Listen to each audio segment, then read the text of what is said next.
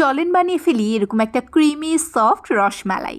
তার জন্য 1 কাপ পরিমাণ পাউডার মিল্ক, হাফ চা চামচ পরিমাণ বেকিং পাউডার এবং সামান্য তেল দিয়ে ভালোভাবে মিক্স করে নিব। এরপর একটা ফ্যাটানো ডিম দিয়ে 20 মিনিটের জন্য রেস্টে রেখে দিতে হবে। আপনারা তেলের পরিবর্তে এখানে ঘি ইউজ করতে পারেন, তাতে স্মেলটা আরও ভালো আসে। 20 মিনিট পর দেখবেন ডিম আর দুধের একটা পারফেক্ট মিশ্রণ এটাই। এখন হাতে তেল দিয়ে ছোট ছোট মিষ্টির আকারে বানিয়ে নিতে হবে।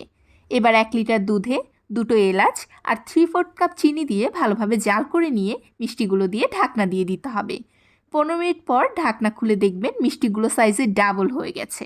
এগুলো প্লেটে তুলে বাকি দুধে আরেকটু পাউডার মিল্ক অ্যাড করে ঘন করে নিব। এরপর স্পঞ্জ মিষ্টিগুলো দিয়ে ভালোভাবে জাল করে নিলেই আমাদের রসমালাই রেডি।